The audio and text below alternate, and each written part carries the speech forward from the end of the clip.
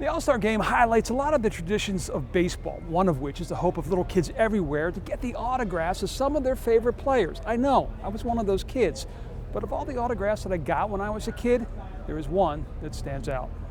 Growing up in the pre-internet era, my friends and I would often write to our baseball heroes in the hopes of landing a coveted autograph. What we quickly found was the treasures lied not with the busy modern players, but the retired greats.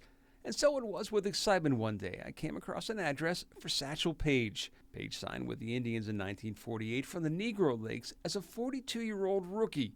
He would go 6-1 down the stretch that year that ended with the Indians winning the World Series. I sent a letter off to Paige in February of 1982, along with a picture of a baseball card that I cut out of a magazine and a simple piece of paper for him to sign, and I waited patiently like a fisherman with a line in the water.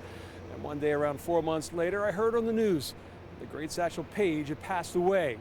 My line had broke. This one got away. No big deal, I thought. It wasn't like it was an actual card I mailed off that I'd never get back, and I basically forgot about it. Then a couple of weeks later, a letter arrives. I opened it up to find both the replica card and the blank piece of paper, both now bearing the signature of Satchel Paige. Did he sign it before he died and simply never got around to sending it? And maybe his widow, clearing his desk, popped it in the mail?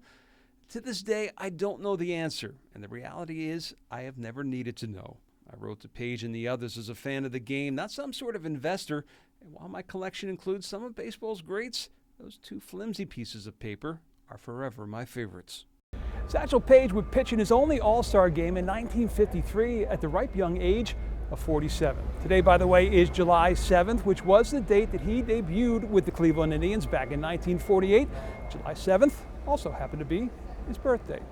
With Democracy 2019, I'm John Kosich. Enjoy your Sunday.